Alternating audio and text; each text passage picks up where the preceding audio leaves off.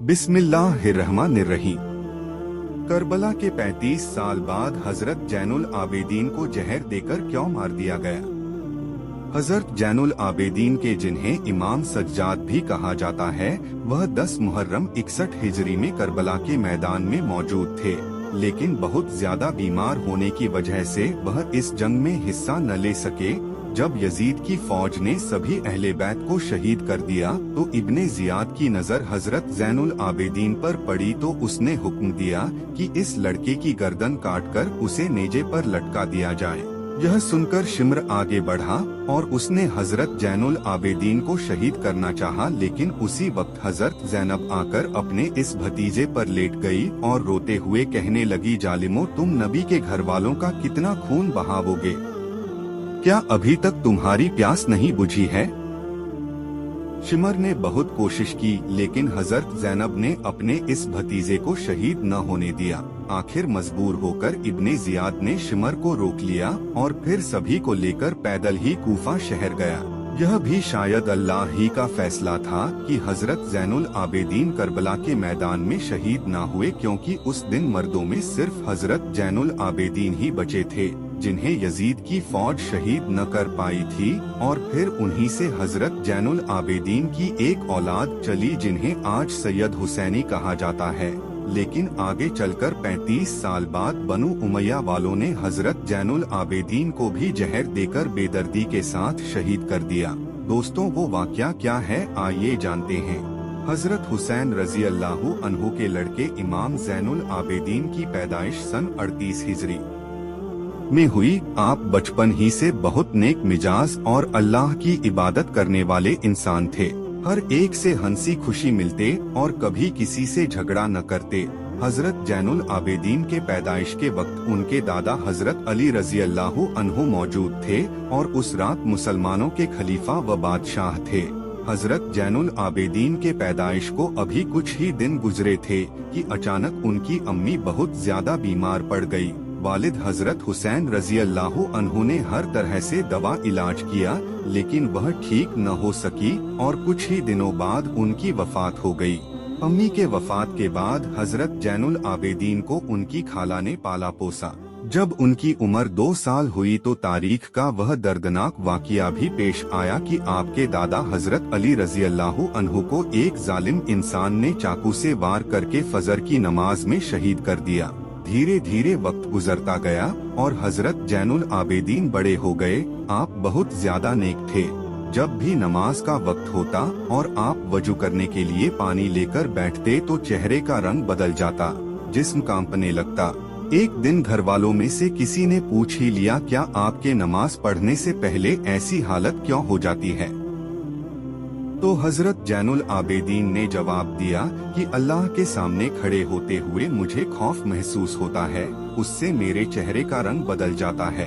वह जब भी नमाज की नियत बांधते तो अक्सर 2 रकात में सुबह हो जाती। सारी रात कुरान की आयतें पढ़ कर रोते रहते।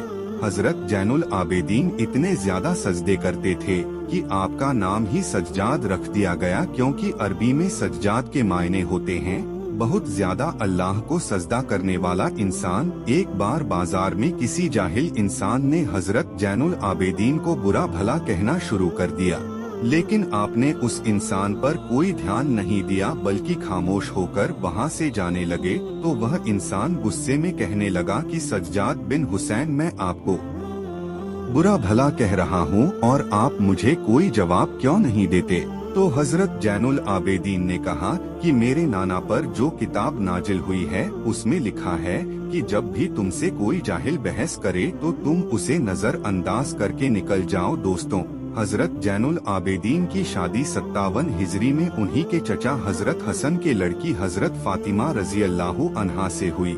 आगे चलकर आपके 11 लड़के और 4 लड़कियां हुई। आपके लड़कों में सबसे मशहूर हजरत बाकर और हजरत जैद शहीद हैं।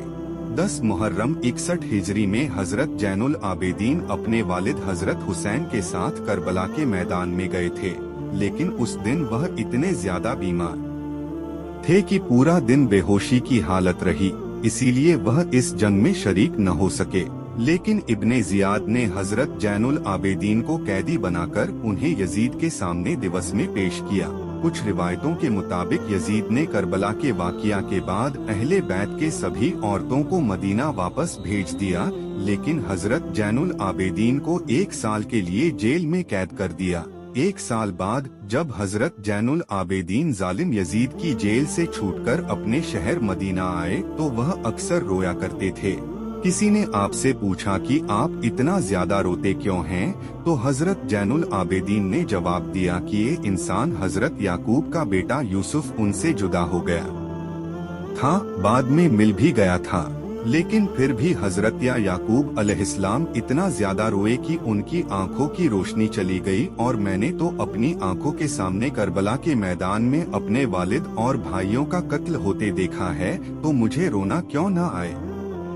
जब हजरत जैनुल आबेदीन से पूछा जाता कि आपको सारी जिंदगी में सबसे ज्यादा तकलीफ किस दिन हुई, तो आप जवाब देते कि यजीद के महल दिमश्क में हजरत जैनुल आबेदीन के दिल पर सबसे बड़ा सदमा यह लगा था कि यजीद ने नबी के घर की बेटियों का दुपट्टा हटाकर उन्हें बेपर्दा बाजारों में ला खड़ा किया था। हजरत जैनुल आबेदीन जब भी उस मंजर को बयान करते और अपनी फूफी हजरत ज़ैनब का जिक्र करते तो सारा जिस्म कांपने लगता और आंखों से आंसू बहने लगते। हजरत जैनुल आबेदीन जब यजीद के जेल से छूटकर मदीना पहुँचे तो नाना हुजूर सल्लल्लाहु वसल्लम के कब्र पर खड़े होकर रोते हुए कहा कि ए मेरे नाना, मुझे यजीद ने जेल में ऐसी तकलीफें दी कि शायद वह किसी गुलाम को भी न दी जाती हो। मेरे नाना, हमारे घरों की औरतों का दुपट्टा हटाकर उन्हें बेपर्दा करके बाजार में फिराया गया, लोगों के सामने उन्हें रुस्वा किया गया और हम अहले बैत को बहुत सताया गया। यजीद की हुकूमत खत्म हो गई और जब कई सालों के बाद अब्दुल मलिक बिन मरवान बादशाह बना तो उसे हर वक्त यह डर सताता रहता कि कहीं हजरत जैनुल आबेदीन खड़े होकर अपनी हुकूमत का ऐलान न कर दें, क्योंकि उनके हुकूमत के ऐलान करने पर सभी लोग उन्हें अपना बादशाह तस्लीम कर लेते और अब्दुल मलिक के हाथ से हुकूमत चली जाती। इसीलिए उसने अपने सबसे जालिम गवर्नर हज्जाज बिन जोसेफ का हुक्म दिया कि हजरत जैनुल आबेदीन को कैद करके बेड़ियां पहनाकर मेरे महल शाम में पेश किया जाए। बादशाह के हुक्म पर हज्जाज ने रात के वक्त एक बड़ी फौज भेजकर हजरत जैनुल आबेदीन को उनके घर से उठवा लिया और फिर उन्हें बेड़ियां पहनाकर जेल में कैद कर दिया। लेकिन उन्हीं दिनों किसी ने बादशाह अब्दुल मलिक को समझाया कि आप यह गुनाह न करें, क्योंकि आज तक बने उमैया के जिन जिन बादशाहों ने अहले बैत के लोगों को सताया है, उनकी हुकूमत का खात्मा बहुत जल्द हो गया और हजरत जैनुल आबेदीन को हुकूमत से कोई ताल्लुक नहीं, वह तो बस हर वक्त नमाज व रोजे में लगे रहते हैं। उन्हें इबादत के अलावा किसी से सरोकार नहीं, इसलिए उन्हें उनके हाल पर छोड़ दो। कुछ बड़े लोगों के समझाने पर अब्दुल मलिक को भी यह बात समझ में आई और उसने फौरन हज्जाज बिन यूसुफ के पास एक खत लिखकर पैगाम भेजा कि हजरत जैनुल आबेदीन को रिहा कर दो और उन्हें इज्जत के साथ उनके घर पहुंचा दो, क्योंकि हमें उनसे कोई खतरा नहीं है। उसके बाद अब्दुल मलिक के जमाने में हजरत जैनुल आबेदीन को किसी तरह की भी तकलीफ न दी गई, लेकिन जब अब्दुल मलिक की मौत हुई और फिर उनका लड़का वलीद हुकूमत का बादशाह बना तो उसने सबसे पहला काम यह किया कि हजरत जैनुल आबेदीन को जहर देकर शहीद करवा दिया, क्योंकि उसे डर था कि कहीं हजरत जैनुल आबेदीन उठकर अपनी हुकूमत का ऐलान न कर दें। करबला के वाक़िए के पूरे 35 साल बाद 25 मुहर्रम सन 95 हिजरी में हजरत हुसैन के इस लड़के हजरत जैनुल आबेदीन को भी जहर देकर शहीद कर दिया गया और उनकी तजहीज व तकफीन उन्हीं के लड़के हजरत बाकर ने फरमाई। हजरत जैनुल आबेदीन के कब्र जन्नतुल बाकी में हजरत फातिमा रजी अल्लाह अन्हा की कब्र के पास ही बनाई गई। आपकी वफात के बाद आपका एक खास ऊंट आपके कब्र के पास आकर बैठ गया और बराबर रोता रहा, यहाँ तक कि 3 दिनों बाद उस ऊंट की भी वफात हो गई। अल्लाह ताला हमें भी इन नेक लोगों के नक्शे कदम पर चलने की तौफीक अता फरमाए। प्यारे दोस्तों, अगर वाक़िया पसंद आया हो तो वीडियो को लाइक करें, चैनल पर नए हो तो सब्सक्राइब करें। मिलते हैं आपको अगली एक नई वीडियो के साथ, तब तक के लिए अपना ढेर सारा ख्याल रखें। अस्सलाम सभी को।